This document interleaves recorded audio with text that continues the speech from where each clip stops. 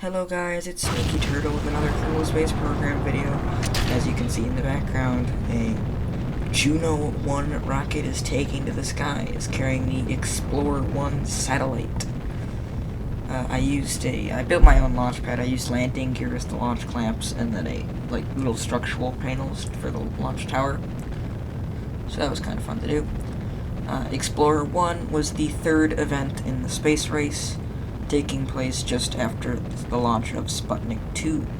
Explorer 1 was for America's first satellite into orbit, which was a big accomplishment for America, launched on the Juno 1 missile.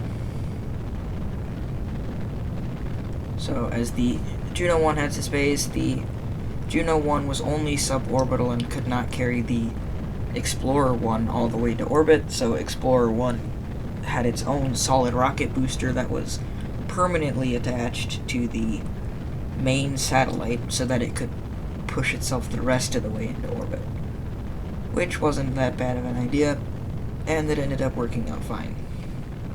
I'm pretty sure this satellite lasted for less than 48 hours in orbit though, since they didn't have solar panels or anything, so not a huge accomplishment, but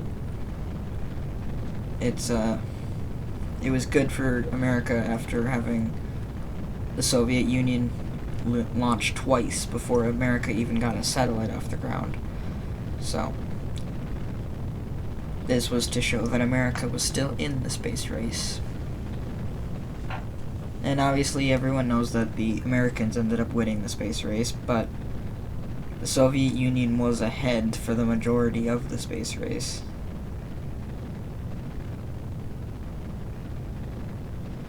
And most of the reason for that is the Soviet Union had to carry nuclear weapons with their rockets. The Americans had to carry hydrogen weapons, and hydrogen weapons were lighter than nuclear weapons. So the Soviet Union already had big rockets that were already orbit capable.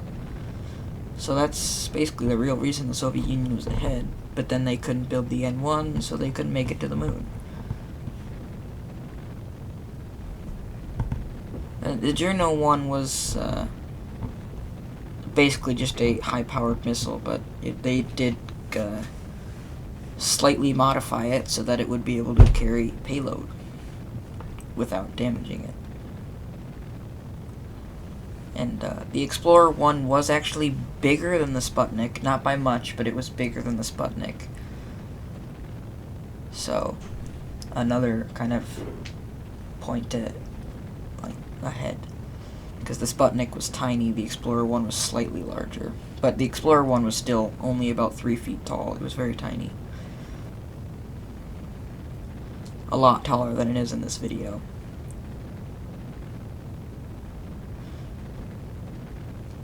And now we are pitching flat because we're almost out of fuel in the Juno 1 rocket. So once it's out of fuel, deploy the fairing, separate the Explorer 1 spacecraft, and then use its SRB to push it the rest of the way into orbit. So I couldn't find if the Explorer 1 was spin stabilized or not.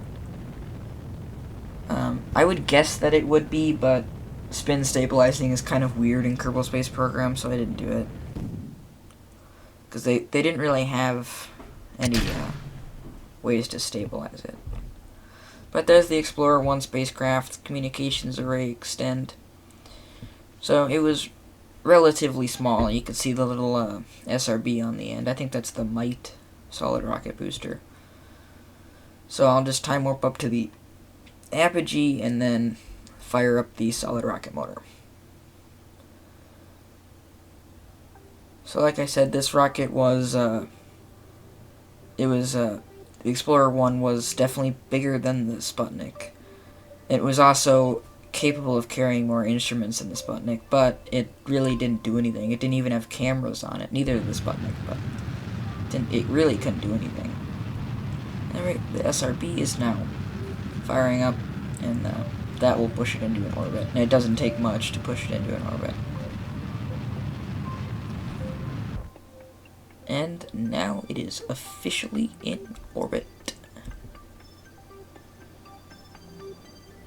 It's now some cool cinematic shots of the Explorer 1 spacecraft.